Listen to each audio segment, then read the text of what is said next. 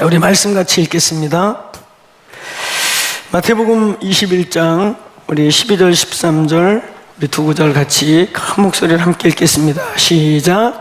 예수께서 성전에 들어가사 성전 안에서 매매하는 모든 사람들을 내쫓으시며 돈 바꾸는 사람들의 상과 비둘기 파는 사람들의 의자를 둘러 엎으시고 그들에게 이르시되 기록된 바 내 집은 기도하는 집이라 일컬음을 받으리라 하였거늘 너희는 강도의 소굴을 만드는도다 하시니라. 아멘. 예, 이 본문은 저희 교회가 익히 잘 아는 본문입니다. 그리고 아주 중요하게 여기는 본문이에요. 제가 열방에 나가서 선교지에 목회자들을 모으면 세미나 할 때 주로 쓰는 첫 번째 메시지가 바로 이 본문입니다. 교회의 본질에 대해서, 교회가 뭔지, 하나님 교회를 왜 이 땅에 세우고 계신지, 교회는 무엇을 하는 곳인지에 대한 아주 중요한 바로 이 본문입니다. 우리가 읽은 마태복음 21장에 이 사건이 나와 있고, 또 요한복음을 읽어보면 요한복음 2장에 이 사건이 또 한 번 나옵니다. 근데 본문의 순서상, 본문의 배열상으로 보면 요한복음 2장에 있는 이 사건은 예수님의 공생의 1년 차의 사건이에요. 1년 차에 있어야 될 사건입니다. 그리고 오늘 우리가 본문으로 정한 마태복음 21장은 예수님의 공생의 3년 혹은 3년 반 차 마지막 예루살렘 방문 때의 사건입니다. 그러니까 예수님은 예루살렘에서 두 번 성전의 개혁을 외치신 것입니다. 예수님이 두 번이나 성전에 들어가셔서 한 번은 채찍을 만들어 갖고 막 거기 있는 짐승들을 때려서 내쫓으면서 성전을 들러엎고, 그 다음에 오늘 또 한 번은 아예 그냥 들어가셔서 돈꽤 뭐 이런 거 다 들러엎으시고 성전을 확 엎어버리셨어요. 저는 다른 교회 집회 가면 웬만하면 첫 메시지를 그 교회 두 번, 세 번 갈 때 첫 번째 메시지를, 그리고 2, 3일 하면 첫날 메시지를 주로 이 본문으로 해요. 왜냐하면 아주 중요해. 이 본문의 위치가 너무 중요하고 이 말씀이 너무 중요합니다. 예수님이 이제 돌아가시기 직전에 마지막 예루살렘에 들어가셔서 성전을 다 들러 엎으신 거예요. 얼마나 놀라워요. 그러니까 제가 다른 교회 집회를 가면 처음 가는 교회는 제가 그 교회랑 제가 처음 만나잖아요. 그래서 제가 항상 인사를 그렇게 하죠. 여러분 안녕하세요. 그런 다음에 저 보고 싶었어요 이렇게 물어봐요. 그러면 대부분의 교회가 다 보고 싶었다고 그래요. 여러분 지난주에 저 없었는데 보고 싶었나요? 예, 저희 교회가 제일 안 보고 싶은 것 같아요. 딴 데가 보고 싶냐 그러면 다 무롱차인데 오늘 제일 약하네요. 절반이 평창으로 가서 그런가? 여러분 저 보고 싶었습니까? 네, 저는 애타게 보고 싶어서 하루라도 빨리 오려고 애썼습니다. 제가 이렇게 항상 다른 교회 가서 저 보고 싶었냐고 물으면 어쨌든 다 보고 싶었대요. 그러면 제가 이렇게 말을 해요. 오늘 저와 여러분 처음 만났는데 제가 강대상에 올라오자마자 발로다가 강대상 확 차가지고 우당탕 떨어뜨리고, 전통교회 가보면 막 강대상이 이만하잖아요. 막 비싼 걸로 막 갖다 놓거든요. 그걸 내가 올라가자마자 발로 차갖고 와당탕 떨어뜨리고 이거 확 엎어버리고 모니터 스피커 이런 거 왜 이렇게 비싼 거 써? 그래가지고 막 떨어뜨리면 어떤 일이 벌어질까요? 아마 그 교회 젊은 목회자가 우당탕 뛰어 올라와서 저를 포박할 거예요. 아유, 오늘 성령님 역사하려니까 강사가 귀신 들렸나 보다. 갑자기 저 미쳤나 보다. 아니 올라가자마자 강대상 들러엎고 난리가 난 거야. 근데 제가 이렇게 비유를 이렇게 들면 굉장히 충격적인 일이죠. 진짜 강사가 올라와가지고 어떤 이유에서든 강대상을 들러엎었다. 그 집회 천국 가서도 못 잊어버릴 거예요. 그렇죠? 살아생전은 둘째치고 천국 가서도 강대상 들러엎은 뭔가를 설명하기 위해 뭔가를 아주 중요한 이야기를 각인시키기 위해 강대상을 굴러떨으켰다. 그거 뭐 천국 가서도 있겠습니까? 근데 이게 우스운 얘기 같지만 우리 주님께서 그런 엄청난 충격적인 액션을 취한 거예요. 심지어는 그냥 단순히 뭔가 비유하기 위해 하신 행동이 아니라 이건 유대인들에게 신성모독. 그래서 예수님을 십자가에 못 박혀 죽일 때 종교 재판에서 두 가지 죄목으로 예수를 합법적으로 죽이는데, 하나는 내가 하나님의 아들이다 라고 하는 저희 교회가 가르치고 있는 sonship, 아들됨에 대한 선포를 해요. 그것 때문에 유대인들이 야, 이거 신성모독이다, 어떻게 인간이 하나님과 똑같다고 말하느냐. 이 장자, 아들됨에는 아버지와 아들의 동등 개념이라고 하는 유대인들의 장자권 안에 있는 아주 놀라운 원리가 있습니다. 그러니까 예수님이 하나님이 나의 친아버지야 이랬더니 그들이 눈을 뜨고, 아니 어떻게 인간이 저 목수 요셉에서 태어난 거 우리가 아는데 저런 저거 죽여버려야 돼, 저거 신성모독이야, 이렇게 충격을 받는데, 예수님을 아예 이제 뭐 고민할 것도 없어, 그냥 죽여버리자라고 못을 받게 만든 사건이 바로 이 성전을 뒤집어 엎고 성전을 다 엎어버린 다음에, 한번 따라해보세요. 내 집은 만민이 기도하는 집이다. 이 엄청난 선언. 교회를 들러 엎어서 강대상을 굴러 떠리켜서 사람들이 막 깜짝 놀라가지고 온 유대인들이, 안 그래도 예수님이 지금 예루살렘에 온 지 한 3년 됐기 때문에 요때쯤 되면 뭔가를 발표할 시간입니다. 분위기도 그렇고, 그래서 아마 자기를 메시아라고 밝히든지, 이제 내가 깃발을 들을 테니까 메시아 왕국에 속할 자는 나에게 와라 뭐 이러면서 뭔가 혁명을 선포하든지 뭔가를 해야 돼요. 그래서 3년쯤 됐을 때 온 이스라엘이 이 6월절 예수님의 방문을 안 그래도 이렇게 쳐다보고 있었는데, 올라가더니 막 성전을 다 들러 엎었어. 얼마나 놀라운 일입니까? 도대체 뭘 말하려고 저러나 그러고 이렇게 집중했는데, 그 엄청난 사건을 쳐놓고 외치신 말씀이, 자, 크게 따라해보세요. 내 집은 만민이 기도하는 집이다. 이것을 얼마나 진하게 각인시키고 싶었으면 이 엄청난 액션을. 그리고 이 본문의 위치는요, 예수님이 이렇게 21장에 성전을 들러엎고 성전 개혁 혹은 성전 성화 사역을 선포하고 난 뒤에 예수님이 22장, 23장, 24장, 25장까지 쭉 이어지는 종말론 선포까지 마치시고, 이제 26장 지나가서 27장 예수께서 십자가에 붙들려 이제 소위 그 비아도로스라고 하는 십자가 순례의 여정에 들어가십니다. 그러니까 마지막 선포에, 마지막 유언과 같이 마지막으로 예루살렘에 들어가서 성전을 확 뚫어 엎으신 다음에 외치신 이 말씀, 돌아가시기 직전에 이 성전, 여러분 이 본문에는 그냥 성전을 엎으셨지만 요한복음 2장 13절로 17절에서는 뭐라고 표현하셨냐면, 이거 무너뜨려라, 아예 그냥 무너뜨려 버리래요. 내가 3일 만에 지을게. 그러니까 이 성전, 앞으로 무너뜨리고 다시 지어질 성전은 바로 예수님의 죽으시고 부활하실, 예수님의 3일 동안 죽으시고 부활하신 이후에 이 땅에 세워질, 한번 따라해보세요. 교회. 바로 교회를 의미하는 교회의 본질. 오늘 하나님께서 저희 이렇게 좋은 기도 처소를 주셨습니다.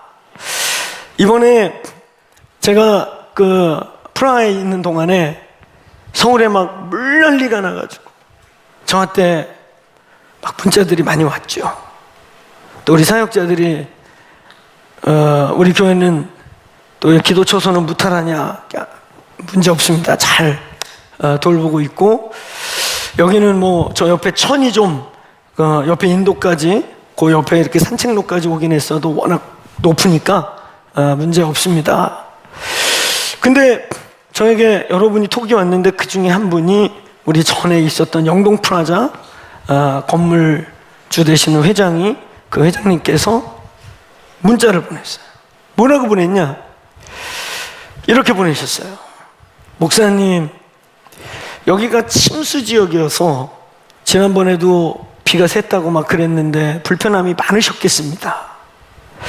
그리고 이 위기의 이 시즌에 교회가 새로운 교회의 처소로 간 게 얼마나 큰 하나님의 기적 같은 일인지 모르겠습니다.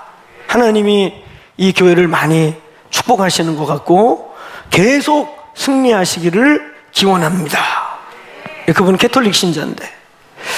여러분, 지금 우리가 뒤돌아 생각해 볼 때 사실은 저희가 그냥 여차여차하면 8월까지, 여름 낼 때까지 우리 거기서 좀 버팁시다, 그냥 버티고 막 이런 얘기도 했었어요. 사실은 이거를 우리가 이쪽으로 이사 올 거는 상상도 안 했기 때문에 그때 다른 렌트지를 막 알아보다가 그게 좀 소강 상태가 되면서 일단 여름 사역 마칠 때까지는 좀 있어 봅시다. 그래서 제가 뒤돌아서 생각하니까 여러분, 우리 여름까지 있겠다고 거기 있었으면은 상상도 하고 싶지 않은, 거기 완전히 물 찼거든요. 그러니까 지하 물 다 채우고 그 세워놓은 차들 지붕까지 덮쳤으니까 만약에 우리가 거기 있었으면 분명히 나이워치 팀하고 우리 데이 1, 데이 2, 데이 3 돌아가는 최소한 한두 팀은 겹쳤을 거예요. 이 물이 쫄쫄쫄 들어온 게 아니고, 여러분이 뉴스에서 봐서 알겠지만 이 서초 지역이 이렇게 대접처럼 돼 있어요.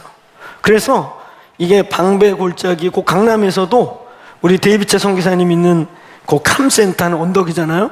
그런 물들이 순식간에 와길리 몰리는 거예요. 그러니까 이게 뭐 찔찔찔 들어오는 게 아니고, 이번에 익사사고 인명피해 많았잖아요. 피할 시간이 없는 거 그냥 확 차버리니까. 그래서 제가 생각만 해도 우리가 거기서 조금 꿈을 대고 뭐 이랬다가는 상상하고 싶지도 않은 일이 있을 수도 있었겠다. 물론 하나님이 거기에 있어야 될 시간이어서 있으면은 또 보호했을 줄로 믿습니다. 그러나 그냥 상황적으로 볼 때는 사람은 뭐 하나님이 지켰는지 모르겠지만 하여튼 거기 우리 장비 뭐 한 20억 원어치는 다 물속에 잠갔다가 나와야 되는 일. 그러니까 여러분, 하나님께서 이 공동체를 한 걸음 한 걸음 예언적으로 이끌어 가시는 거 믿습니까? 전에 우리가 진짜 또 영동프라자 갈 때도 계획했던 게 아니잖아요. 그 영동프라자 있을 때는 또 어떤 생각이 드냐? 코로나 때 우리 거기 안 갔으면 어떡할 뻔했냐? 아무것도 못했을 거예요. 진짜 앞뒤에 위층에 안 믿는 사람들, 우리 조금만 뭐 소리 내도 막 컴플레인하고 이랬던 사람들이 코로나 때 우리 모이는 거 가만히 있겠습니까? 그리고 위치도 좁아가지고 저희 교인들 10분의 1도 못 들어오는데 프로테이지로 하면은 아무것도 못하고 우리 힘이 다 빠졌을 거예요. 근데 하나님이 그 넓은 데로 옮기시더니 코로나 3년 통과하게 하고, 그리고 막 급하게 우리 계약하고 잔금 지불하고 공사까지 한 2달 만에 막 후딱후딱 해갖고 이사 오게 하시더니 아이고 이런 일이 있고. 그러니까 여러분, 마지막 때 정말 여러분의 삶은요, 마지막 때 제가 지지난주 금요일날 나눈 것처럼 피난처는 무슨 어디 땅 파고 들어가고 뭐 이런 게 아니고 여호와께 인도받으시길 축원합니다. 하나님께 이끌림 받기를 축원합니다. 그래서 역사 속에도 그런 수많은 역동기 속에서 하나님의 은혜로 살아남는 자들의 특징을 보면 불기둥과 구름기둥을 잘 따라가는 사람들이 살아남고 승리하는 거예요. 오늘 여러분, 오늘 말씀의 제목을 이렇게 잡았습니다. 왜 기도와 예배에 집중해야 하는가? 왜 우리는 기도와 예배에 목숨을 걸어야 하는가? 우리가 데이비 텐트 한다고요, 평창 그 산꼭대기에 2200여 명, 저희 교인들 스텝까지 한 800명 빼면 나머지 1000몇백 명이 전국에서 오는 거예요. 부산에서, 포항에서, 취소한 사람 별로가 없어요. 요 시즌에 막 코로나 또 움직인다 그러고, 코로나는 둘째치고 지금 막 여기저기 게릴라성 폭우가 막 쏟아붓는 이런 시즌에 그냥 저 꾸역꾸역 지금 강원도 산꼭대기로 사람들이 모이고 있어요. 그 모이는 사람들도 모이는 사람이고, 저희 공동체가 옥합을 깨듯이 그 일을 벌려서 그 일을 행하는 이 일의 의미가 무엇인가? 왜 우리는 이 일에 순종하고 있고, 왜 열방에서 이번에 지난번 2, 3주 전에 보고받은 것만 해도 한 8개국에서 사람들이 지금 온단 말이에요. 제가 이번에 체코에서 사역하는 동안에 재미난 일이 있어요. 거기 요번에 멘토로 오신 분 중에 기독도회가 윤석영 선생님이라고 이렇게 십자가 도회가로 유명하신 분이 있어요. 그 양반이 오셔가지고 둘째 날 저한테 오더니 목사님 이 톡 좀 보세요. 그리고 카톡을 보여주시는데 카톡 내용이 뭐냐니까 미주 지역에 있는 한 지인이 박호종 목사님이 주관하시는 데이비 텐트에 내가 선교사 12명 모시고 가니까 그분들 줄 선물 좀 준비해 주세요 라는 톡이 온 거예요. 그러니까 이분이 기독도회가이기 때문에 십자가를 만드니까 한국에 오는 김에 그거 12개 받아가지고 선교사님들 드리겠다고 선물 준비해 달라는 내용이에요. 그러면서 아니 미국에서도 그 강원들을 와요? 그러면서 12명인지 10명인지 하여튼 모시고 지금 가니까 선물 준비해 달라고 카톡이 이렇게 왔다고 저한테 이렇게 말씀하는 거예요. 도대체 데이비 텐트가 뭐길래 기도와 예배하는 게 무엇이길래 값을 지불하고 이 어려운 시즌에 우리는 모이고 우리는 이 일을 하고 있는 것인가? 여러분 오늘 예수님께서 성전을 들러 엎으시고 아주 의도적으로 성전 개혁, 성전 성화 사역의 결과로서 바로 하나님이 주신 이 아름다운 우리의 이 건물, 이 장소의 분명한 정체성, 또 보이지 않는 건물인 바로 저와 여러분, 에베소서 2장 20절부터 22절에 사도와 선자의 터 위에서 하나님이 거할 처소로 지어져 간다. 이게 교회입니다. 아멘. 바로 저와 여러분을 하나님이 벽돌로 삼으시고 우리 안에 거하시기 위해 함께 지어져 가는 이 또 무형의 교회, 건물로서의 이 건물, 이거에 대한 아주 분명한 성경의 정체성은 크게 한번 따라해보세요. 내 집은 기도하는 집이다. 이 엄청난 선언을 우리에게 주셨다는 것입니다. 여러분 오늘 이 본문의 위치, 예수님의 마지막 이제 돌아가시기 직전에 의도적으로 잊을 수 없게 진짜 성전을 들러엎으신, 돈똥이 막 떼굴떼굴 굴르고 비둘기 양 막 성전에 뛰어다니고 채찍을 만들어서 막 난리를 치시니까 약간 광인과 같이 저거 미친놈 아닌가 저거? 그럴 만큼 성전을 다 뒤흔들어 놓으시고 선포하신 말씀이 뭡니까? 아버지의 집은, 이 집은 기도하는 집이다. 얼마나 중요하게 선포하신 거예요. 이 말씀의 의미 오늘 우리 함께 나누면서 왜 우리는 기도와 예배에 집중해야 하는가? 자, 이 본문 얘기를 조금만 더 하면 오늘 성전을 가리키는 몇 헬라어 단어가 있습니다. 근데 오늘 예수께서 성전에 들어가서 할 때 이 성전의 원문은 히에론이라고 하는 것이에요. 히에론. 여러 단어 중에 이 히에론이라는 단어는 임재의 장소, 임재의 처소를 의미할 때 쓰는 단어예요. 그러니까 보편적으로 우리가 템플이라고 번역하고 있는 이 성전을 뜻하는 성전은 이 히에론을 잘 쓰지 않아요. 다른 단어를 씁니다. 근데 예수님께서 일부러 이 성전에 들어가서 할 때 마태는 그것을 히에론이라고 하는 임재의 장소, 임재의 처소로 성전을 묘사하는 거예요. 그러니까 예수께서 임재의 처소인 성전에 들어가사 그러면서 내 집은 만민이 기도하는 집이다.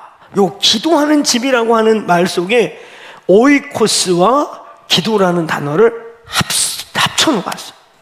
원래 이 오이코스라고 하는 건 집을 뜻하지만 오이코스라는 말에 분석을 하면 결론은 코이노니아입니다. 코이노니아 하는 장소로서 집을 말할 때 오이코스라고 하는 단어를 쓰게 돼요.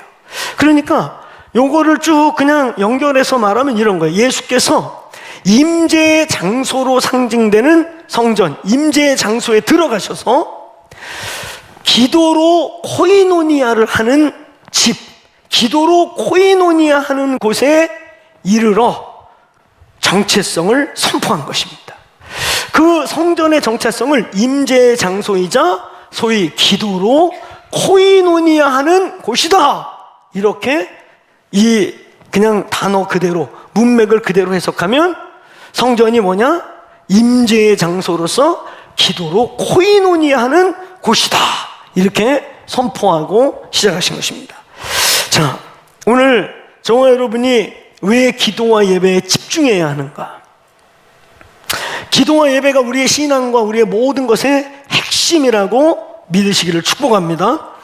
자, 첫 번째는 왜 우리가 기도와 예배에 목숨을 걸어야 하는가? 대충 해서는 안 됩니다. 목숨을 걸고 하셔야 돼요. 대충 하면 안 되고 우리의 모든 것을 걸어서 예배하셔야 됩니다. 믿습니까? 성경 전체를 보면 창세기부터 계시록까지 성경은 예배에 대한 이야기입니다. 예배에 대한 얘기예요. 최근에 와서 오늘 근세에 살아있는 가장 뛰어난 강해자라고 하는 존 파이퍼는 선교의 완성이 뭐냐? 선교가 뭐냐 도대체? 선교는 예배하게 하는 것이며 선교의 완성은 바로 예배의 완성이다. 선교를 예배로 표현하고 있다는 거죠. 선교한다는 게 뭐냐? 기독교 종교를 확장시켜 나가고 기독교 종교를 늘리는 게 아닙니다. 이 종교 믿는 사람 툭툭 쳐가지고 야야 그 종교 버리고 더 좋은 종교 있어, 이 종교로 와. 그리고 개종을 시키는 종교를 옮기게 하는 게 아니에요. 선교는 뭐냐? 유일하시고 참되시고 예배받기에 합당하신 유일하신 하나님께만 예배하게 하는 것입니다. 아멘. 모든 헛된 우상들, 모든 귀신과 거짓들에게 예배하지 않고 오직 한 분 예배받으시기에 합당하시고 오직 살아계시고 예배하기 위해 우리를 창조하셨고 예배하기 위해 십자가로 하나님과 우리 사이에 막힌 담을 오셨고 예배받으시기 위해 오늘 보좌에 앉아 계신 그 하나님께 예배하는 게 선교입니다. 믿습니까? 그러므로 예배는 우리가 목숨 걸고 해야 돼. 예배와 기도는 대충 하는 게 아니에요. 목숨 걸고 하는 거예요. 저희 교회가 예배 형태가 좀 다르죠. 그 중에 제가 이런 말씀을 들어요. 우리 교회에 이렇게 오는데 저희 교회 교인이 되는데 더크로스처치의 문지방을 넘는데 가장 높은 문지방 넘다가 탁 걸려갖고 자빠져갖고 이놈의 교회 못 다니겠다. 그 문지방이 뭐냐 그랬더니 우리 예배래. 우리 예배. 이놈의 교회를 다녀야 되나 말아야 되나? 유튜브로 들을 때는 찬양 그냥 찍 스킵해버리면 됐는데 이렇게 해서 그지? 이건 이렇게도 안 되고 여기서 그냥 1시간 가까이를 찬양을 해야 되는데 모르는 노래가 거의 다야. 오늘도 한 곡 건지셨습니까? 몇 분들은 오늘은 아예 못 건졌어요. 처음부터 끝까지 모르는 노래네요. 그래도 끝에 건 좀 알잖아. 이 몸의 소망 무인가? 그래도 끝에 그래도 부를 수 있어서 감사했죠? 예배가 우리 아주 높은 문지방이야. 내가 이놈의 교회를 다녀야 되나 말해야 되나?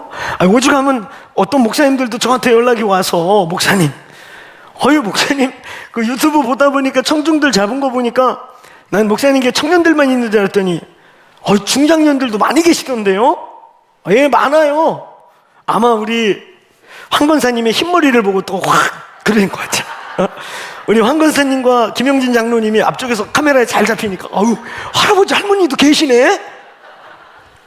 그 다음에 묻는 말이 뭐냐? 그 노래 그 교인들 다 알아요? 몰라요. 그 목사님은 알아요? 저도 반밖에 몰라요. 저도 오늘 한 곡 건졌어요. 할렐루야. 나도 몰라요. 그러면 너무 놀라워요. 그런데 교회가 부흥하는 거 보면 신기하네요. 이게 목사님들이 하신 말씀이에요. 그런데도 사람들이 오는 게 신기해. 신기해요. 그래요. 그럼 제가 이렇게 말해요. 접으러 오나요? 그냥 하나님 예배하러 오는데 예배에서 은혜를 받는데요. 아멘입니까? 저희는 예배 때 치유가 일어나잖아요. 예배. 이거 대충 해서는 안 돼요. 목숨 걸고 예배하십시다. 성전을 다 들러 엎으시고 난 뒤에 주님이 하신 말씀입니다. 여러분, 오늘 이 본문은 우리에게 교회의 본질이 뭔지에 대해서 아주 중요하게 말씀하고 있습니다. 교회는 뭐 하는 곳이냐? 저와 여러분이 왜 모였냐? 하나님이 왜 이런 건물을 주셨냐? 우리는 왜 기독교 건물을 소유하기도 하고 짓기도 하고 해야 하는 것이냐? 이 예배하는 것을 마음껏 하기 위해 예배에 방해받지 않고 오직 예배하는 데 집중하기 위해 필요에 따라 이런 부대시설이 필요하게 되는 거죠. 근데 여러분, 건물이 중요한 건 아닙니다. 이 예배한다는 거, 기도한다는 거, 기도와 예배한다는 거. 오늘 여기 기도하는 집이라고 말할 때 요 기도라고 하는 요 단어는 단순히 간구 이런 뜻이 아니에요. 장소를 의미하고 기도하는 처소, 예배하는 처소, 예배하는 공간이라는 뜻의 요 기도라는 단어예요.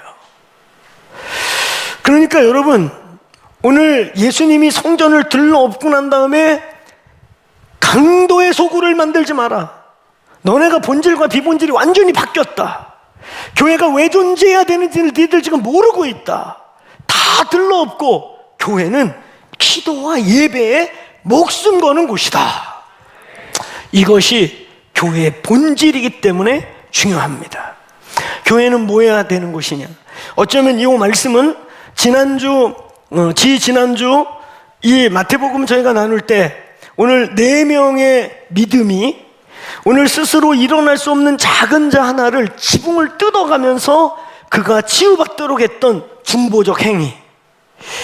하나님이 이 땅에 교회를 세우신 가장 중요한 목적 중에 하나는 하늘과 땅의 중보적 위치, 하늘과 땅을 연결하는 사닥다리. 오늘 기도와 예배, 예배와 기도, 교회의 본질로서 예배와 기도, 기도와 예배. 왜 교회의 본질이냐? 바로 저와 여러분이 이 땅의 교회가 왕같은 제사장으로 하늘과 땅을 연결하는 제사장적 직임이 있기 때문인 것입니다. 우리가 세상을 섬기는 첫 번째 일이 뭔지 압니까?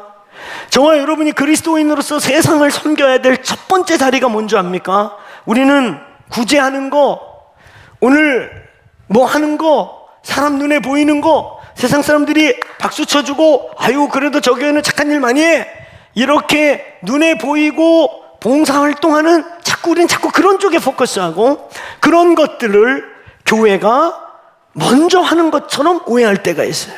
여러분, 우리는 분명히 아셔야 돼요. 요한복음 12장에서 마리아가 옥합을 털썩 깨가지고 털썩 깨뜨려서 그 어마어마하게 비싼 거를 절반 이상은 땅바닥에 흘러갔고 절반 이상은 냄새로 공중에 흩어지는 그것을 찍어서 예수님 몸에 발랐을 때 거기에 합리적인 사람들, 그 중에 또 아예 도적 같은 사람들, 돈을 사랑하는 자들, 유다 성질을 막 내면서 야 그게 얼마짜린데 그걸 팔아가지고 가난한 자들에게 나눠줬으면 얼마나 효과적인 일이냐, 효율성의 이야기. 간혹은 우리는 이 세상 가운데서 이 교회가, 이 땅의 교회들이 효율성의 문제로 자꾸 세상을 접근하려고 해요. 효율성으로 따진다면 이 예배는 아주 효율성이 없는 겁니다. 효율성으로 따지면 데이비 텐트는 미친 짓입니다. 어마어마한 재정을 쏟아붓고 이 코로나와 이 물폭탄 난리 가운데 부산에서 올라오고 포항에서 올라오고 대구에서 올라오고 미친 짓입니다. 진짜 효율성 아예 제로입니다. 근데 성경은 우리에게 효율성을 묻지 않고 효율성으로 말하지 않는 거예요. 거기 예수님이 아주 중요한 얘기를 해요. 얘들아, 가난한 자는 계속 너희 하고 있을 거야.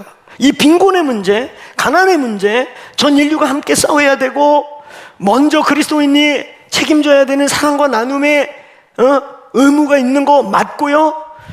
그러나 여러분, 이 빈곤의 문제와 가난의 문제 아무리 예수님 오시기 전까지 어떤 지도자가 나와도 해결할 수 없는, 우리 예수님만 해결할 수 있습니다. 믿습니까? 그 문제는 해결되지 않는 거예요. 가난한 자는 앞으로도 있을 거고 그냥 가난한 자는 너희에게 항상 있을 것이지만, 그러나 오늘 내가 받을 만한 예배는 매일 있는 게 아니다. 내가 받아서 흡양할 수 있는 예배는 매일 있는 게 아니다. 여러분, 여러분의 기억에 남는 예배가 있습니까? 아벨이 예배 한 번 드리고 형 가인에게 그 폭력의 영에 잡혀있는 형에게 맞아 죽지요. 성경 전체는 예배의 싸움이에요. 앞으로 다가오는 시대는 예배의 싸움입니다.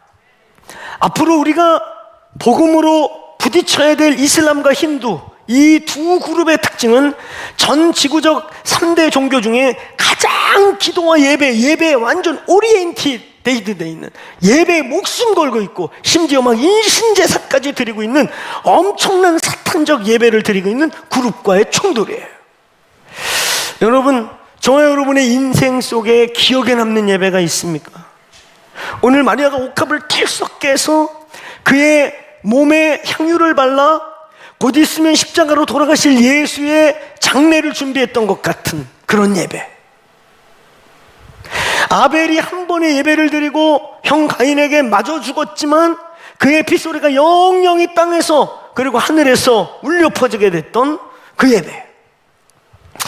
저와 여러분이 세상을 섬기려면요, 이 땅의 교회가 세상을 섬기려면요, 가난한 자는 항상 있을 것이되 너희와 항상 있을 것이되 나는 너희와 항상 있지 아니하다 했던 이 말씀을 기억하셔야 합니다.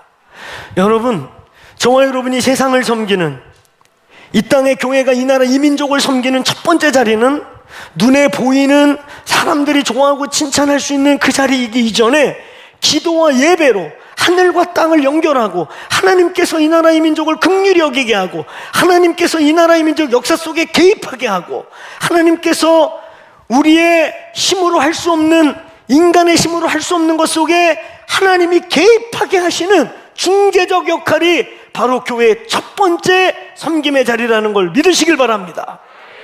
아멘. 오늘 저는 20대 중반부터 선교 운동하는 그룹 속에서 선교 운동의 기도 코디네이터, 기도 동원, 기도 관련된 일을 계속 맡으면서 지금도 저희 교단 선교부, 국내 선교, 해외 선교부 다 긴밀하게 사역을 섬기고 있습니다. 제 제일 안타까운 게 뭐냐면요, 말로는 모두가 그래요. 말로는 모든 선교사님들이 기도가 최고지요. 목사님 기도만 해주시면 돼요. 기도만 해주시면 됩니다. 기도만. 잘 보셨어요? 기도해 주세요. 기도가 최고입니다. 기도밖에 없습니다. 그러는데 기도는 다 형식이에요. 가서 기도 좀 길게 하면 눈치 줘. 기도 모임에 기도 좀 뜨겁게 해서 기도로 시간을 좀 많이 뺐으면 눈치 줘. 근데 여러분, 저는 정말 믿습니다. 우리가 기도할 때, 교회가 기도할 때 하나님이 민족과 역사와 상황을 바꾸십니다. 교회가 회복해야 될, 세상을 섬기는 첫 자리는요, 바로 천국 열쇠.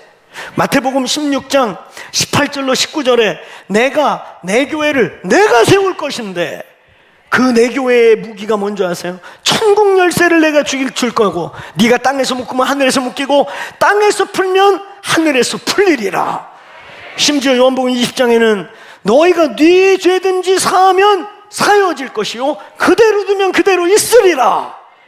여러분, 이 교회의 본질, 다윗의 열쇠를 돌리는 본질, 성도로서 우리의 신분의 본질, 너희는 택한 족속이요 왕같은 제사장이요 그의 거룩한 나라라. 따라해보세요. 왕같은 제사장.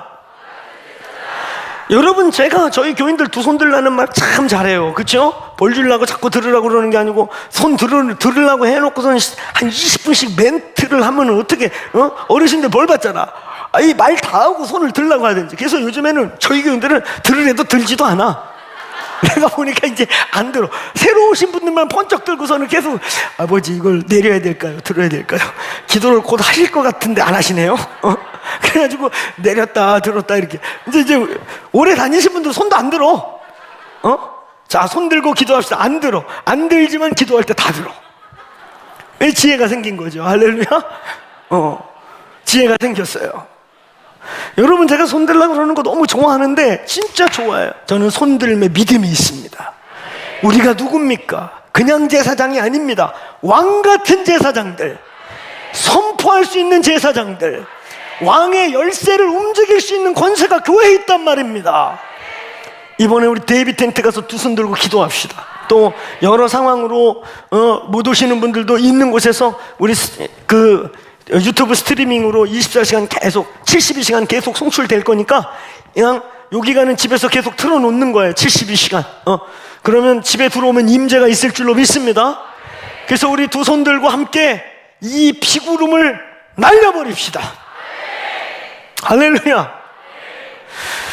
하나님이 저희에게 주신 첫 번째 직무, 교회가 이 땅을, 이 세상을 섬길 수 있는 첫 번째 자리, 믿음의 사람으로서 우리가 먹을 것도 줄 수 있고 그냥 구제도 할 수 있지만 한 번 먹고 배불렀다가 꺼지면 아무 소용없는 것을 넘어 영원한 것을 줄 수 있는, 하늘과 땅을 중재하는, 십자가를 주는, 하늘문을 열어주는 이 왕같은 제사장의 직무가 이 교회에 있기를 축원합니다.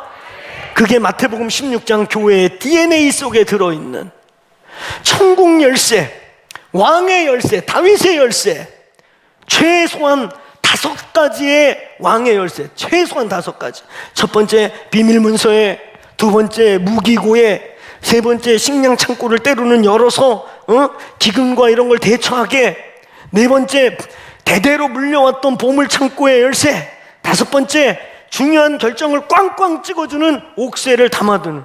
여러분, 우리가 두 손 들 때 이 5가지가 우리의 이웃과 우리의 삶과 이 나라에 풀리기를 바랍니다. 아멘. 우리가 기도할 때 하늘의 계시가, 신의적 계시가 풀리게 되기를 축원합니다. 이번 데이비 텐트 때 우리가 예배할 때요, 월정사 상원사, 타종교 얘기가 좀 그래가지고 그랬어요. 거기에 스들이 님자를 뺀 겁니다. 제가 어느 날 버스 타고 님자를 빼기로 20년 전에 결심한 적이 있어요. 그래서 제가 가끔 기분 좋을 때 님자 붙이는 스들이 계시긴 해요. 성철스 이런 분들. 여러분,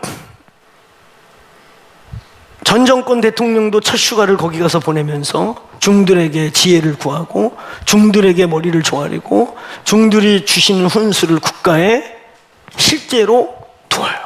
거기가 그런 자리. 세조 때부터 왕들이 지혜를 구하러 가는 곳이 바로 그곳입니다. 여러분, 하나님의 사람들에게 지혜를 구할 데가 없어서, 이 시대에 엘리야가 없고 사무엘이 없고 엘리사가 없어서 중들과 무당에게 정부 요인들이 가가지고, 경제 영역의 재벌들이 가가지고 귀신의 소리를 듣는데, 이번에 이 데이비 텐트에서 하늘의 계시들이 풀어지게 하십시다. 하늘의 비밀 창고가 열리게 합시다. 어려운 시절, 코로나 끝나면 이제 막 마스크 풀고 뛰어다닐까 했더니 코로나가 끝나지도 않는데 상상치 않은 21세기에 전쟁이 벌어져. 이 전쟁이 점점점 그냥 신냉전같이 앞으로 이 지구의 미래가 어떻게 될래나. 전쟁. 아니 지금 전쟁 안 해도 막 한쪽은 뜨겁고 한쪽은 비 오고 지구가 난리인데 왜 전쟁까지 하고 난리야. 우리 힘으로 할 수 없는 이 일 속에 저와 여러분이 중재자로, 왕같은 제사장으로 쓰셔야 합니다. 저와 여러분의 기도는 먹는 거, 입는 거, 우리의 고난의 문제, 지금 내 인생에 무슨 어려운 문제, 이런 거 갖고 기도하라고 성경에 써 있지 않습니다. 우리의 이 기도는 하늘과 땅의 중간에 서 있는 왕같은 제사장으로서 묻고 풀라는 것입니다. 그게 먼저 그의 나라와 의를 구하면 이 모든 것은 더할게. 너희가 먼저 그의 나라와 의를 구하면 너희들이 구하지 않는 거, 너희들의 필요 혹은 보너스까지 하나님이 주실 줄로 믿습니다. 성경 전체를 보세요. 교회가 해야 될, 교회가 세상을 섬겨야 될 첫 번째 자리, 저와 여러분이 그리스도인으로서 이 땅의 왕같은 제사장으로서 하늘과 땅의 중재적 위치로서 저와 여러분이 진실로 세상을 섬기는, 보이지 않는 자리, 아무도 알아주지 않고 아무도 보이지 않고 기도하는 데가, 저는 계속 무슨 대회하면은 꼭 중보팀장만 맡았어요. 중보팀장은 얼굴 나올 기회도 없어. 그냥 저 구석에 막 저런데, 심지어 우리 이현주 선교사님이 생각나는지 모르겠어요. 옛날에 진짜 최악은요, 장소 없다고 무대 밑을 줬어. 그래가지고 우리 그 여름에 뜨거운데 무대 밑에서 기도했던 거, 여기서 뛰면 쿵쿵거리고, 또 그래서 우리가 막 열정이 생겨갖고 소리를 좀 크게 했더니, 소리를 크게 했더니 어떤 일이 벌어져. 무대에서 무슨 귀신 소리 같은 게 나와. 그러니까 또 컴플레인 들어와가지고, 나도 진행위원이고 기획위원인데 웬 자원봉사자 하나가 들어와갖고 우리 보고 눈을 흘기면서 막 밑에서 미쳤냐고, 갈 데 없어서 니들이 여기 자리 준 거야, 이런 멸시도 받고. 늘 그 중보팀장 자리, 중보. 근데 제가 그 자리 마다하지 않았어요. 제일 중요한 자리이기 때문에. 저와 여러분이 세상을 섬겨야 될 첫 번째 자리가 기도와 예배의 자리인 것을 잊지 마시길 바랍니다. 오늘 주님이 성전을 다 들러엎고 본질로 선포하신 성전을 뒤집어 엎어가면서 강대상을 막 집어 던져가면서 사람들이 얼마나 놀래고 충격받았습니까? 그 상황 속에서 얘들아, 여기에 비본질적인 모든 프로그램, 모든 강도의 속을, 영혼을 빼앗아가고 하나님과 십자가로 연결하라고 그랬더니 하나님하고 막아버리고. 제가 이번에 체코 가서 그 동유럽 야누스의 고향, 우리가 24시 기도하는 거에 뿌리가 됐던 또 모라비안 교도들의 진제엔도르프 백작의 그 120년의 기도, 그게 다 그 체코에서 시작됐어요. 야누스와 함께 계신 교도들이 너무 지나치게 박해를 받으니까 이들이 독일로 도망갔고, 독일로 도망간 걸 진제엔도르프가 성에서 받아줬고, 그들이 모라비안 교도라는 이름을 받게 되고, 거기서부터 기도로 해서 전 세계의 부흥의 역사가 시작됐던 그 땅, 그 땅이 정말 순교자들의 피로 얼룩진 그 땅, 1%가 믿질 않아요. 1%도 안 돼 믿는 사람이. 완전 진짜 다른 세대야. 사사기 2장 10절에 여호와를 알지 못하는 다른 세대가 나왔다. 진짜 다른 세대야. 다른 세대. 여러분, 기도와 예배, 이 본질을 잃어버리고 성당들을 얼마나 많이 지어놨는지 모릅니다. 가보세요, 유럽. 그 뭐 유럽 여행은 사실은요, 제가 사실은 거기서 분위기 깨는 말 한마디 던졌어요. 막 체코 예쁘죠, 프라하 예쁘죠, 막 이러는데 내가 하나도 안 이뻐요. 진짜 하나도 안 이뻐. 유럽 여행이라는 거 많이 다닐 필요가 없어요. 힘들게 한두 군데 다녀오시면 독일에서 본성이 프랑스에 있고, 프랑스의 성이 영국에 있고, 영국의 성이 다 똑같은 벽돌 건물, 근데 가끔 종탑만 시대에 따라 좀 달라. 종탑 꼭대기만 달라. 뭘 볼 게 있어? 똑같은데 하나도 안 이뻐요. 그리고 제가 뭐라 그랬어요? 내 눈에는 마른 뼈들만 보여요. 저 마른 뼈들, 도저히 살아날 것 같지 않은 기독교의 유업으로 먹고 살고 있는데, 그 프라하에 코로나 전에는 1년에 1억 명이 온답니다. 인구 1200만 밖에 안 되는 조그만 나라에서, 땅은 우리 한반도 크기 비스무리한 남한인가 한반도가 비스무리한데 인구 1200만 밖에 안 돼요. 그런데 거기 관광도시에 1억 명이 온다고. 1억 명이 와서 먹고 쓰고 돈, 그러니까 그냥 그 돈 갖고 쾌락의 도시가. 동유럽이 다 가난하고 다 불쌍하게 된 이유가 복음이 떠나고, 그러니까 그들이 그 할아버지들이 지어놓은 그 성당, 그거 사람들 보려고 전 세계에서 1억 명씩 와. 그걸로 그냥 살아. 모든 게 기독교 유업이고, 모든 게 기독교 데코레이션이고, 모든 게 성자들의 동상들인데 그게 뭔지를 몰라요. 완전히 죽은 도시야. 마른 뼈들이 바글바글한. 그걸 어떻게 살릴 것이냐. 저희가 이번에 소망을 봤어요. 그 광장에서 예배하기 시작하니까 그들의 영혼에 뭐가 와닿는 거예요. 우리 팀들이, 저희 교회 찬양팀들이 영성이 있단 말이에요. 기도하는 친구들이란 말이에요. 그냥 소리를 내는 게 아니라 영적인 의미, 영적인 파장을 준단 말이에요. 그러니까 거기 사람들이 와서 그날 얼마나 뜨거웠는지 아세요? 여러분 지금 뭐 뉴스 보면 알죠? 유럽이 얼마나 뜨거운지. 살 타는 느낌이 들어 막 진짜. 선크림이 아니라 버터 바른 느낌이야. 버터 발라갖고 피부 태우는 느낌 있잖아요. 그런데 그 뜨거운데 한 300명이, 그 옛날에 어느 방송국에서 비긴 어게인 했거든요. 거기도 제일 많이 모일 때가, 진짜 많이 모일 때가 300여 명 조금 넘어갔어요. 그것도 주로 야경 중심으로 찍어서 분위기 좋을 때. 우리는 완전 땡볕에, 누가 보면 미친놈들이야. 아니 저 뜨거운데 저것들이 저거. 근데 거기에 이 영이 파장하니까, 그 여러분 사진 아까 잠깐 봤잖아요. 그날 그 뜨거운데 사람들이 몰려갖고 우리 끝날 때까지 안 움직여. 많이 모이는 건 둘째치고 사람들이 계속 바뀌거든요. 다른 버스킹을 하면 와서 안 떠나. 여기저기서 막 울어요. 왜 우는지 모르고 울어. 그 영이 하나님과 잃어버린 그 불쌍한 영이 우리의 예배를 통해 생명이 막 건드려지니까 울어. 왜 우는지 모르고 울어.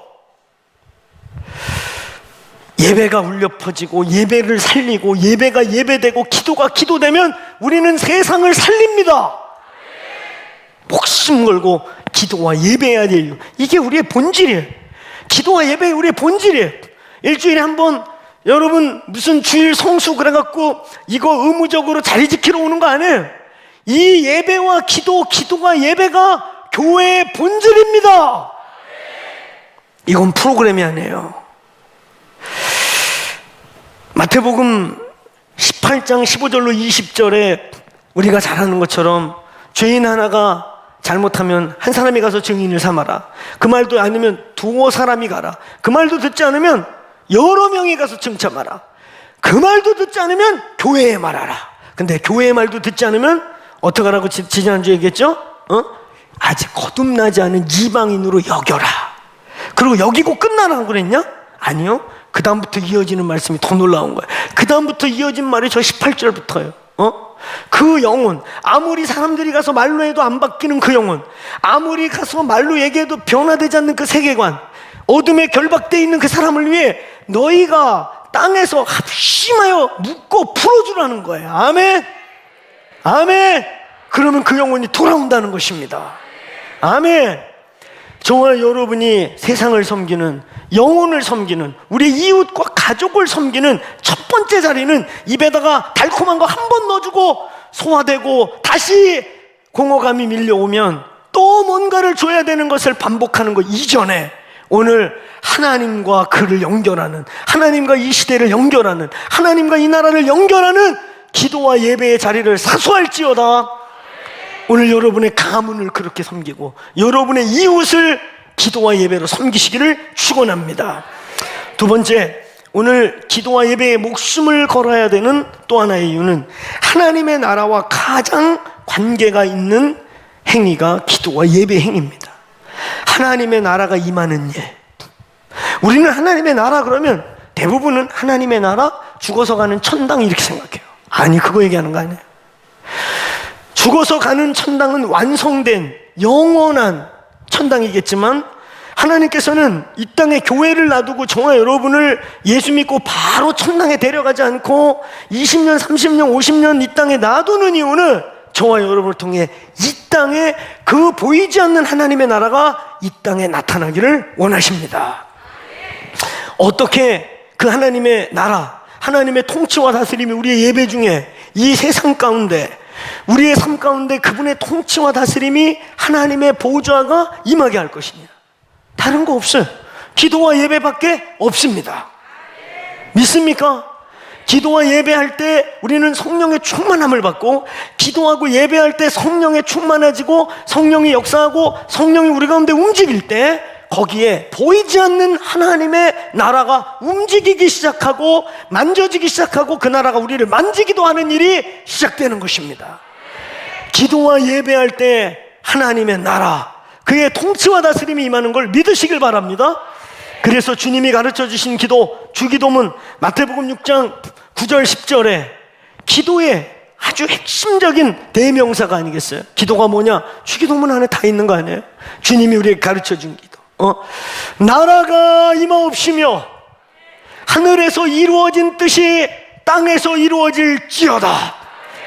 오늘 우리의 예배하는 공간마다 나라가 임하시옵시며, 이번에 하나님 평창을 중심으로 그 백두대간을 타고 강원도가 우리나라에 있는 도 중에 유일하게 남북이 갈려져 있는, 절반이 잘려 있는, 그래서 그 백두대간을 타고 위로는 북쪽으로 금강산 넘어 저 백두산까지, 저 밑으로는 소백산맥, 태백산맥 지나서 저 지리산, 전라도 끝까지, 그 척추와 같은 고정점, 허리와 같은 곳에서 저와 여러분이 72시간을 기도할 때 불교의 흐름이 끊어지고 새 영이 남북으로 흘러갈지어다.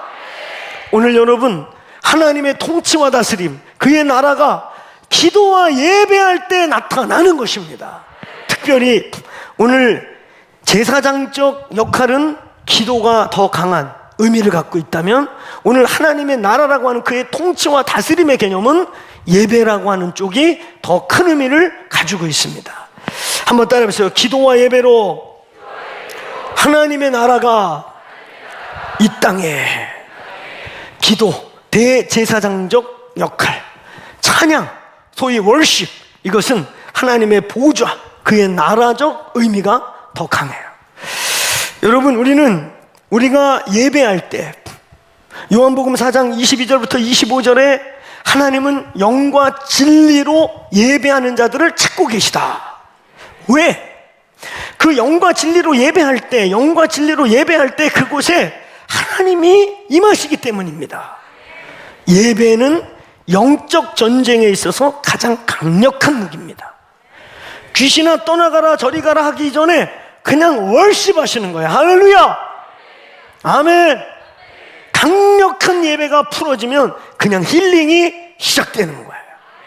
그래서 강력한 치유사역자, 축사사역자, 어떤 성령사역자들의 대부분의 특징은 예배에 민감해. 아멘? 예배에 민감해.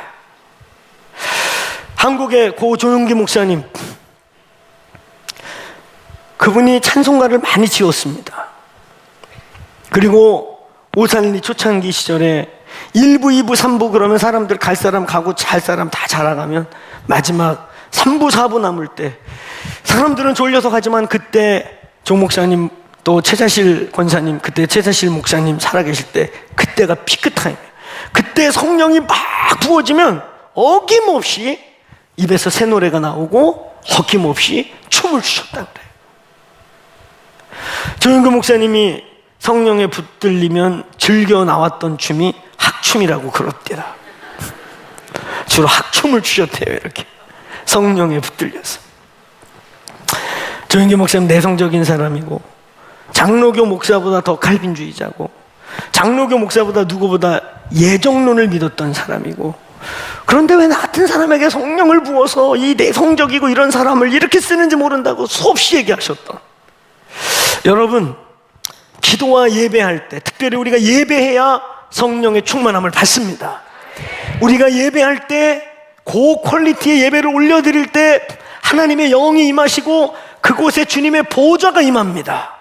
영적 전쟁해야 할 일 있으면 귀신아 물러가라 사탄아 떠나가라라고 하는 마치 보병이 마지막 길을 꽂는 것 같은, 소총을 쏘는 것 같은 싸움 이전에 핵폭탄이 터지는 것과 같이 주님의 보좌가 임하게 하는, 그 영광이 임하게 하는 강력한 무기가 예배입니다. 다윗이 찬양할 때 성경 역사 속에 가장 많은 전쟁을 치렀고 가장 많은 전쟁에 승리를 했고 가장 전쟁의 용사로 가장 위대한 용사가 다윗입니다. 가장 많은 시편을 썼고 가장 많은 찬양을 만들었고, 우리가 말하는 데이빗 텐트, 멈추지 않는 예배, 33년 동안 여러분 한 지파를 먹여 살리면서 오늘날 우리 돈으로 치면 22절에서 27절을 쏟아부으면서 어떤 때는 왕위를 걸고 어떤 때는 왕의 자리가 위험을 받고 공격을 받음에도 멈추지 않고 찬양과 예배했던, 그게 다윗의 장막입니다. 아멘. 왕위를 걸고 목숨을 걸고 나라를 걸고 멈추지 않는 예배, 그거의 결과가 무엇입니까? 다윗을 볼 때 나와 마음이 합한 자로다. 저는 내 마음을 알고 내가 원하는 일을 이루었도다. 하나님이 원하는 일, 그 가나안 땅, 귀신과 동성애와 음란이 가득하고 인신제사를 드리는 귀신, 그 귀신의 나라 한가운데 주님의 보좌가 내려오게 해서 하나님의 왕, 하나님의 킹덤을 세우는 게 하나님의 뜻이었어요. 그걸 이루어 드렸던 왕, 할렐루야. 거기에 핵심은 바로 예배입니다. 오늘 예배하라. 이 교회는 예배하라. 아우 나는 음악의 잼뱅이에요. 아유 나는 음악 아주 싫어요. 예수 믿는 건 좋은데 그놈의 교회는 왜 이렇게 음악, 노래를 오래 불러요? 여러분, 예배는 노래가 아니고 음악이 아니에요.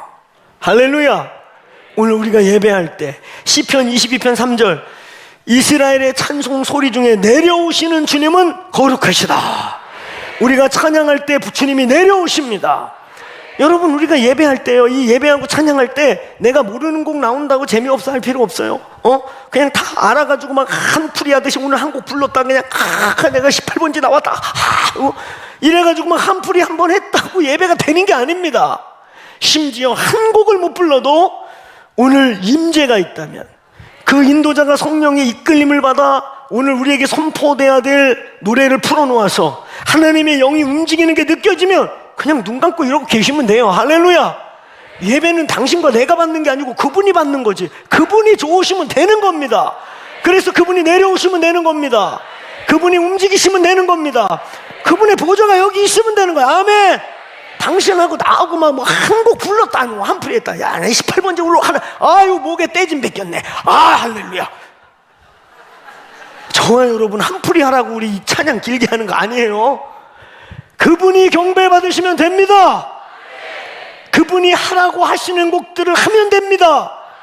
우리는 그 속에 있으면 그의 통치와 다스림 속에서 회복도 일어나고 치유도 일어나고 지혜와 계시도 임하는 것입니다. 우리가 목숨 걸고 예배하는 교회 되기를 축원합니다. 예배만큼 강력한 영적 전쟁 없어요. 우리 집에 귀신 역사 좀 있는 것 같고 뭔가 끊어져야 될 것 같으면요, 아주 심플해요. 기름 부음 있는 우리 교회 주일 예배 유튜브에 있는 거 밤낮으로 교회 틀어놓으세요. 집에 틀어놔요. 할렐루야. 항상 예배하세요. 할렐루야. 그럼 어둠이 떠나갈 줄로 믿습니다. 하나님의 통치와 다스림이 오는 방법, 하나님의 나라가 이 땅에 임하는 유일한 방법, 진짜 only way, 다른 길이 없어요. 예배와 기도할 때 임하는 것입니다. 예배와 기도할 때 어둠이 떠나가는 것입니다. 예배와 기도할 때 주님의 보좌가 저와 여러분 심령에, 우리 모임 가운데, 우리의 가정 가운데 보좌가 임하신다. 이번 데이비 텐트에 오늘 불교의 성지, 불교 정신이 백두대간을 타고 저 전라도까지, 위로 북한까지, 중국을 타고 인도를 타고 왔던 그 자리에, 어둠의 지혜가 풀어졌던 그 자리에서 오늘 마치 척추 같은 그곳을 끊고 새로운 신경이 이 나라에 하나님의 보좌가 임하는 시간 되기를 축원합니다. 아멘. 끝으로 세 번째, 오늘 여러분, 왜 우리는 기도와 예배에 목숨을 걸어야 되느냐? 사실은 이것이 가장 궁극적인 것입니다. 한번 따라해보세요. 영광의 사귐을 위하여.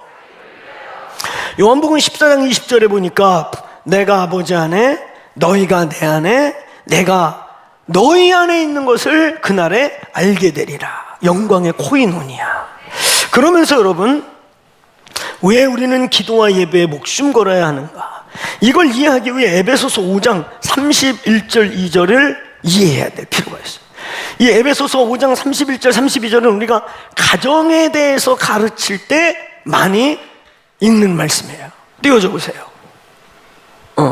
에베소서 그럼 그냥 띄워놔. 그러면 내가 바로 짚고 가잖아. 같이 한번 읽어봅시다. 시작. 그러므로 사람이 부모를 떠나 그의 아내와 합하여 그 둘이 한 육체가 될지니 이 비밀이 크도다. 나는 그리스도와 교회에 대하여 말하느니라. 아멘. 잘 보세요. 사람이 부모를 떠나 그의 아내와 합하여 둘이 한 육체가 될지니라. 이 부부의 연합에 대한 신비를 얘기하고 있어요. 근데 그것이 부부의 연합에 대한 신비를 얘기하면서 이 비밀이 크도다 그러면서 나는 지금 교회 얘기하는 거야? 교회와 주님 관계 얘기하는 거야? 이렇게 말하고 있어요. 여러분, 오늘 결론적으로 대의적 측면에서 우리가 대제사장적 역할을 하고 그분의 통치와 다스림을 풀어내는, 그래서 세상을 섬기고 세상에 하나님의 나라가 임하게 하기 위한 기도와 예배에 목숨 걸 이유가 우리 앞에 있었다면 오늘 이 세 번째, 사실 이게 가장 궁극적인 거예요. 왜 예배 기도해야 하는가?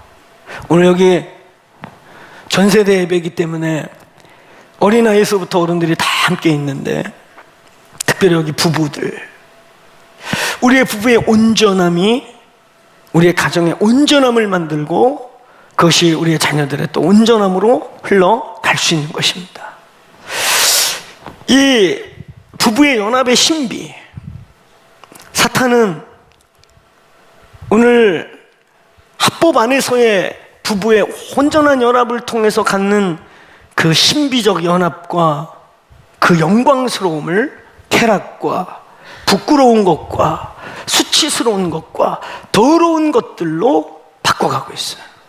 왜냐하면 여기 비밀이 있기 때문이에요. 부부의 연합, 요즘 시대 가정에 대한 이야기 잘 못 건드려요. 그러나 우리는 성경이 말하고 있는 것을 선포해야 될 줄로 믿습니다. 오늘요, 부부의 연합으로부터 오는 이 비밀, 신비적 연합, 기도와 예배가 그것과 같다는 거예요. 우리 소위 이런 말 하잖아요. 부부가 살을 맞대고 함께 사니까, 그 부부는 무촌이라고 그러잖아. 촌이 없어, 그죠? 왜? 한 몸이어서.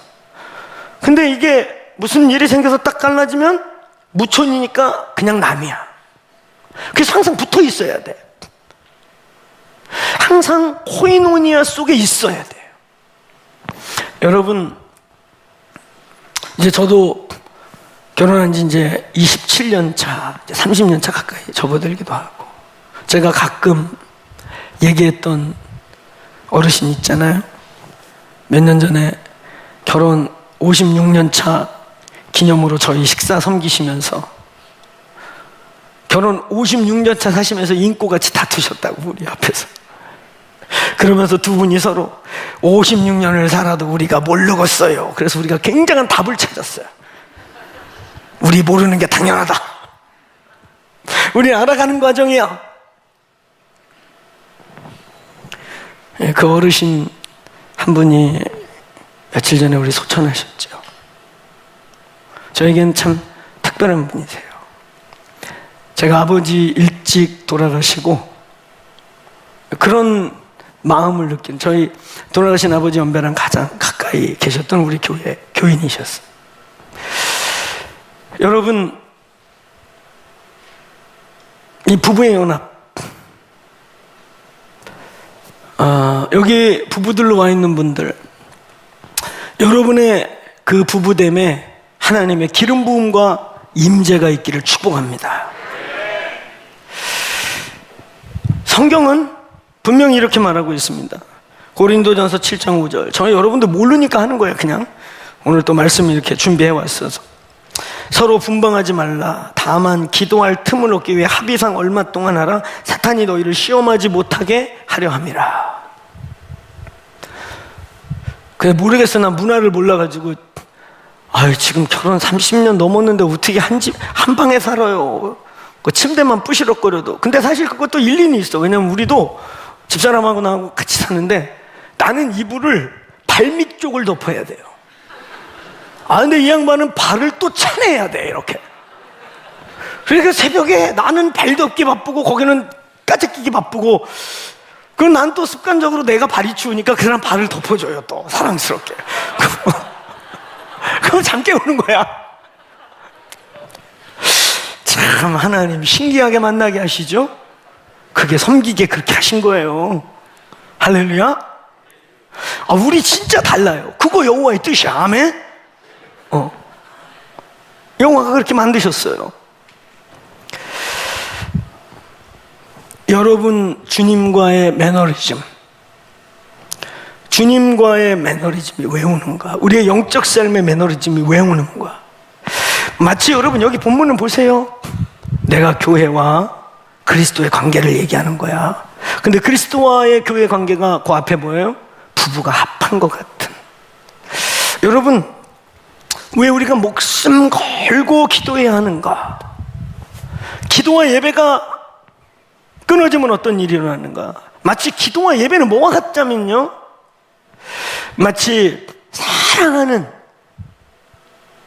남녀가 합법 안에서 둘이 하나 돼서 네가 내 안에 내가 너 안에 있는 그 신비적 연합 코이노니아가 이루어지는 것 같이, 우주보다 크신 하나님, 어떻게 우리 그분을 사랑할 수 있겠습니까? 어떻게 우리가 그분을 느낍니까? 어떻게 그분이 내 안에 내가 그분 안에 있는 것을 누릴 수 있습니까? 그게 기도와 예배라고 하는 신비적 도구, 신비적 과정을 통해 저와 여러분이 목숨 걸고 기도와 예배를 사수해야 되고, 이건 여러분 종교가 아닙니다. 제가 이번에 다른 세대들, 마른 뼈들의 땅들을 보면서 그 성당들의 데코레이션, 성경 어디에 나오지도 않는 이 데코레이션, 성경 어디에 나오지도 않는 그 신부들의 옷, 성경 어디에 나오지도 않는 추렁추렁 걸쳐가지고 화려하게 만들어 놓은 종교들. 그 성경에 나오는 거 아니에요? 예배가 없어지고, 예배가 드라이해지고, 마치 부부관계가 서운해지니까 더 다른 걸로 화려하게 채우고 그러듯이 하나님과 우리의 관계, 예배와 기도라고 하는 신비적 연합과 합의를 만드는 유일한 도구가 없어지니까 그게 종교로 꾸며지고, 종교로 꾸며지니까 하나님은 종교가 돼버리고, 하나님과 우리 관계는 사실상 끊어진 아무것도 아닌 관계가 되어버리는 것입니다. 오늘 우리의 예수 믿는 이 행위가 지금 종교 같습니까? 여러분이 신앙생활하는 게 신혼생활의 그 막 달콤함과 행복함 같지 않고 그냥 종교적 의무 같습니까?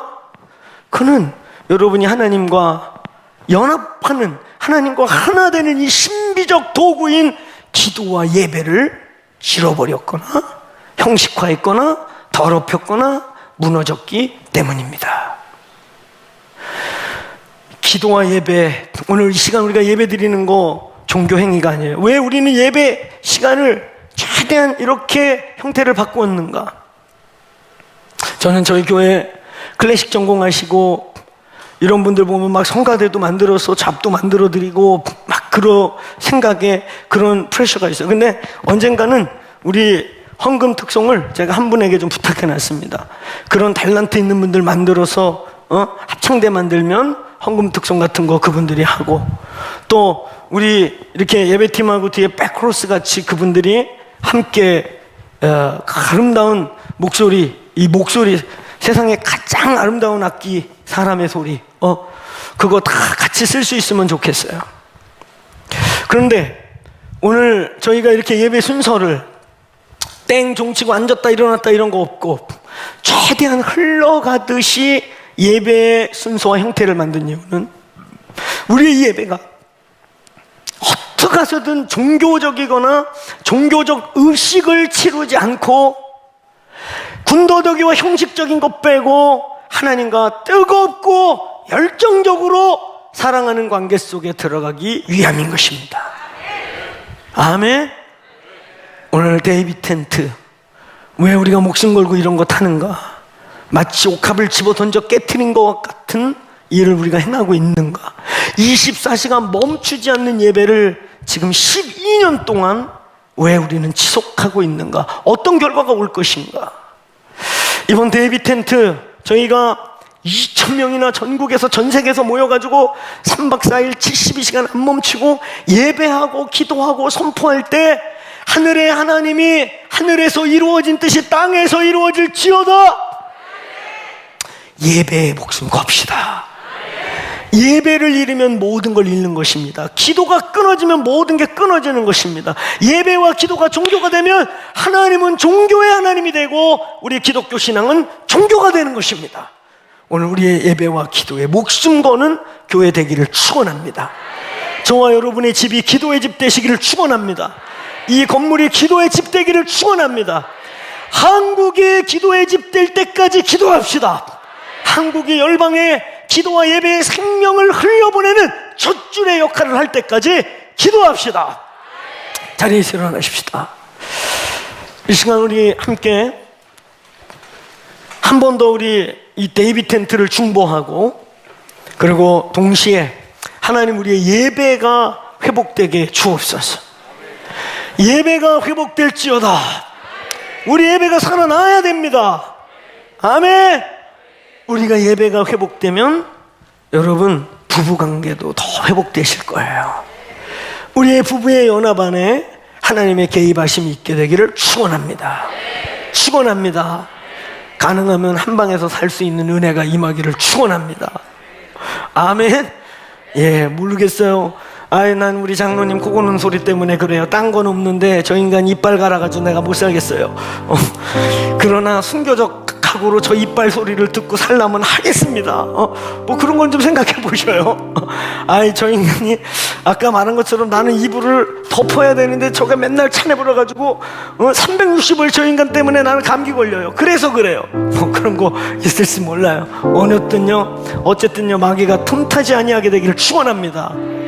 하나님과의 관계도 마찬가지예요. 이 기도와 예배를 통해 하나님과 연합되고 그가 내 안에 내가 그분 안에, 그분이 우리 안에 있는 이 신비적 영광의 코이노니아가 이 교회에 이루어지기를 축원합니다.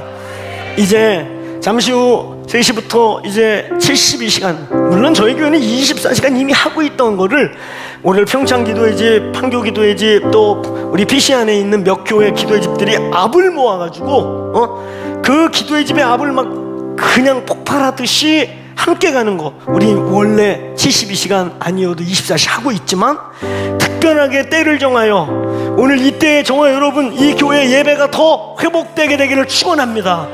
이때 우리 가정에 예배 영이 임할지어다. 많은 목사님들도 이번에 보니까 목사님들끼리만 조용히 오시는 분들도 꽤 많더라고요. 휴가 기간 이제 여름 사역 끝나고 이때 빠른 교회는 목사님들 휴가 들어갈 때인데 지회종들이 많이 오셔요. 하나님, 이번 데이비 텐트에 여기에 연결되고 오는 교회마다 예배와 기도의 영이 임파트 될지어다. 오늘 저희가 두 손 들고 기도하고 예배할 때 그 백두대간을 타고 대한민국에 다시 예배와 기도의 영이 흘러갈지어다.